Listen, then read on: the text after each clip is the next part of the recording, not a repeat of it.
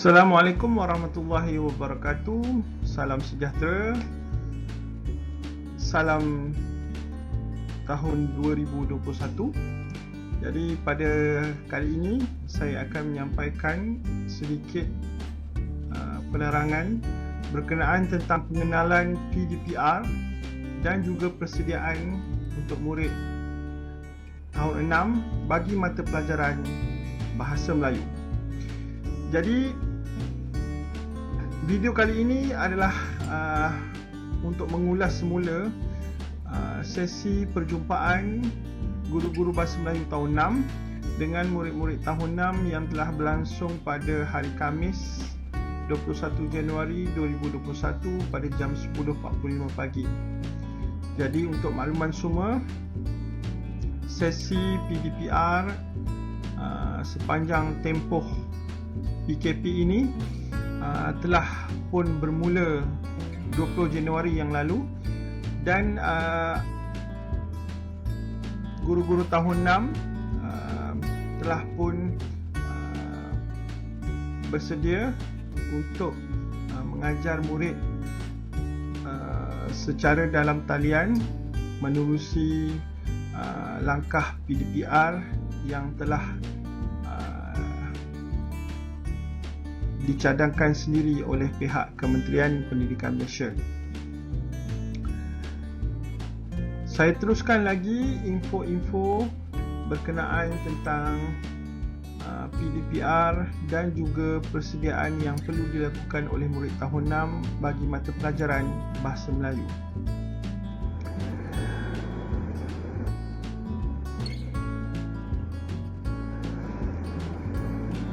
Baiklah, sepanjang tempoh pelaksanaan PKP ini, murid-murid juga harus bersedia untuk menyediakan beberapa buah buku tulis yang akan diguna pakai setelah sekolah dibuka nanti. Jadi untuk Bahasa Melayu tahun 6, antara buku yang perlu disediakan oleh murid adalah buku tulis sebanyak 4 buah. Yang pertama, buku tulis buku pemahaman tata bahasa sebanyak 1 buah buku. Dia punya nombornya adalah buku 1 lah, buku 1 bagi yang tercatat pada muka hadapan buku tulis sekolah itu. Dan sebanyak 3 buah buku diperlukan untuk buku penulisan, buku A, buku B dan buku C. Jadi buku A, buku B dan buku C ni cikgu perlukan 3 buah buku jenis yang panjang. Okey. Cikgu tak ingat buku nombor berapa, tapi kamu perlu sediakan buku yang jenis panjang, bukan buku yang standard saiz kecil tu. Okey. Jadi sebanyak 3 buah buku dan labelkannya sebagai buku A, buku B dan buku C. Untuk pengetahuan semua, buku A ni adalah buku untuk penulisan ayat, iaitu bahagian A, dan buku B pula adalah untuk menulis ulasan, untuk bahagian B.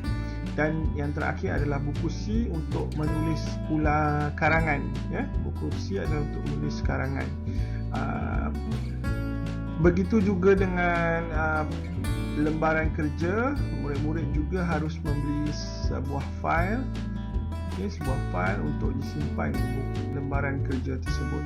Jadi saya ulaskan semula, ada 4 buah buku tulis yang perlu disediakan oleh murid dan juga 1 fail untuk menyimpan lembaran kerja.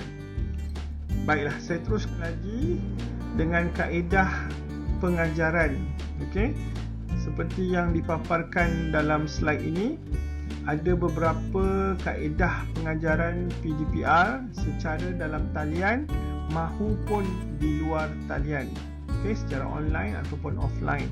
Jadi kesemuanya guru-guru Bahasa Melayu akan gunakan untuk mengajar murid-murid yang ada di rumah lah sepanjang tempoh PKP ini.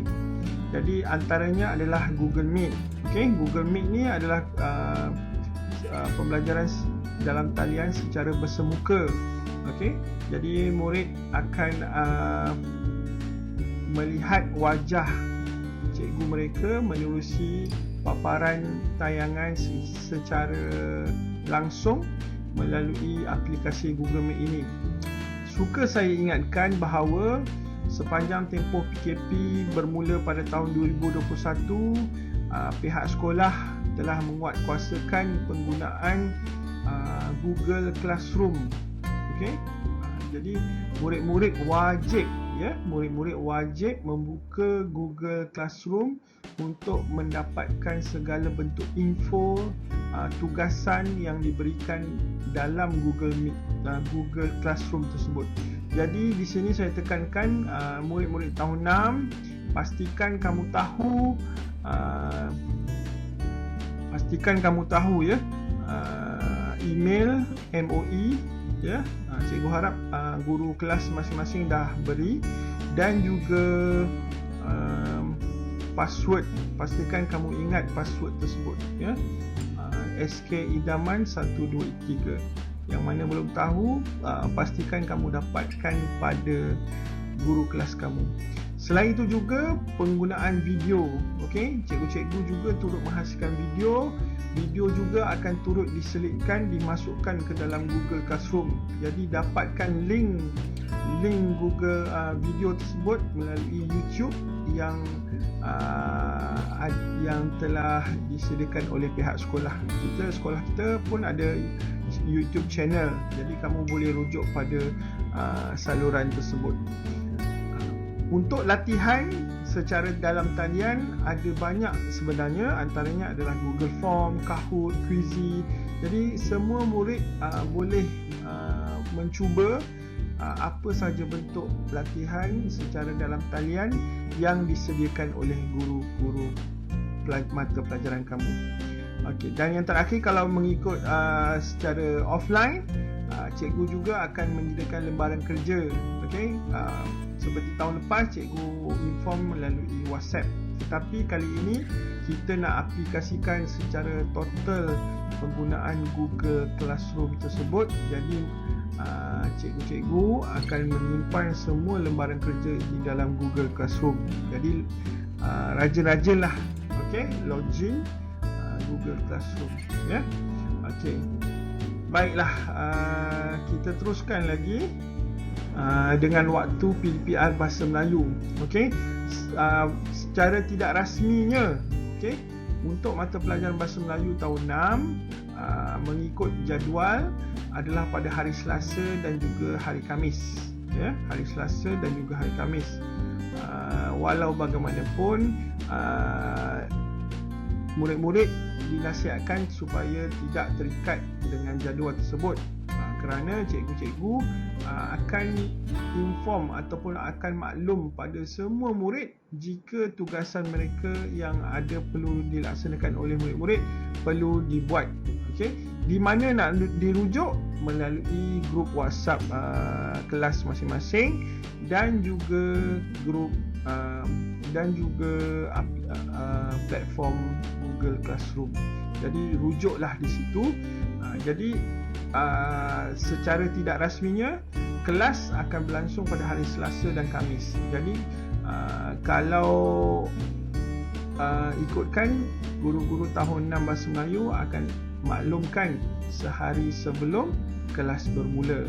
Okey, misalnya mereka hendak membuat Google Meet secara dalam talian, kelas secara dalam talian Google Meet. Jadi guru tersebut akan maklumkan murid-murid mereka sehari sebelum kelas bermula. Jadi saya nasihatkan murid-murid harus peka dan sentiasa peka dengan apa yang disampaikan oleh guru. Baiklah, saya teruskan lagi. Jadi kaedah pengajaran memerlukan yang pertama, murid-murid diwajibkan ada email MOE ataupun email untuk Google Classroom melalui KPM MOE itulah yang telah diberikan oleh guru kelas. Jadi tolong selesaikan perkara ini dalam minggu ini. Saya harap bermula minggu hadapan tidak ada lagi masalah untuk melogin Google Classroom. Jadi password yang perlu diguna pakai oleh murid adalah SK idaman, huruf besar semua, disambungkan dengan nombor 1, 2 dan 3. 1, 2, 3. Semuanya rapat. Jadi murid-murid tidak dibenarkan menukarkan password supaya tidak menukarkan guru lestari iaitu Cikgu Fadli yang terpaksa merombak atau mereset semula jika ada murid yang menukar password tersebut. Jadi tolong jangan buat begitu. Okey? Baiklah. Seterusnya saya memperkenalkan guru-guru tahun Bahasa Melayu tahun 6. Yang pertama Encik Rosli bin Ismail. Beliau akan mengajar kelas 6 lestari dan juga 6 intelek. Diikuti dengan Puan Aini binti Rasdi. Beliau turut mengajar dua kelas juga, 6 Cemerlang dan juga 6 Gemilang. Dan cikgu sendiri Encik Daniel Herianto bin Zainal Abidin yang akan mengajar dan membimbing kelas 6 dedikasi dan juga 6 harapan. Okey? Baiklah. Untuk kaedah penilaian, jadi saya ingatkan, walaupun tahun lepas kita difahamkan tiada UPSR, ya, tapi tak bermakna tahun lepas tak ada, tahun ini tak ada juga. Jadi saya mohon murid-murid tahun 6 jangan goyang kaki di rumah. Okey, teruskan belajar seperti biasa. Walaupun kamu di rumah, jangan buang masa, belajar seperti biasa, kerana kita khawatir PKP ini akan berterusan sehingga bulan 3 atau bulan 4, dan pada waktu itu kamu dah masuk semula ke sekolah. Hanya tinggal beberapa bulan sahaja untuk kamu belajar, kerana dijangka UPSR akan berlangsung pada bulan 9. Itu yang kita risaukan, ya. Itu yang kita risaukan. Jadi tolonglah bersedia mulai sekarang. Okey, jadi penilaian yang akan diguna pakai untuk menilai tahap ataupun prestasi kamu sama seperti tahun-tahun yang sudah, iaitu pentaksiran bilik darjah 2 kali setahun, PBD.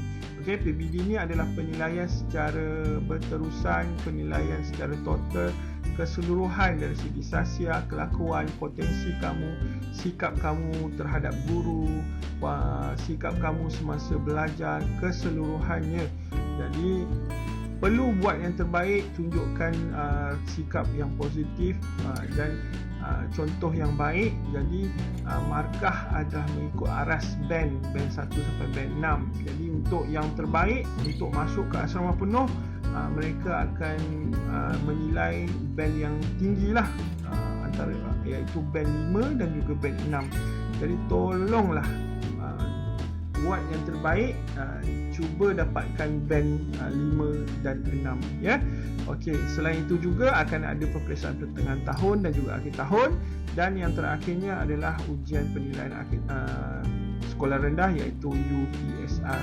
Jadi teruskan belajar, cuba belajar secara norma baharu. Belajar di rumah tak bermaksud kalau kamu belajar di rumah kamu tak boleh lakukannya. Buat yang terbaik. Cikgu-cikgu di sini pun sentiasa mencuba, sentiasa berusaha untuk membantu kamu. Baiklah. Sekian, terima kasih buat masa ini. Cikgu mengharapkan kamu semua dapat menonton video ini dan dapat memperoleh manfaat daripada video ini. Akhir kata, selamat maju jaya dan kita jumpa pada kelas yang akan datang. Bye, terima kasih. Assalamualaikum.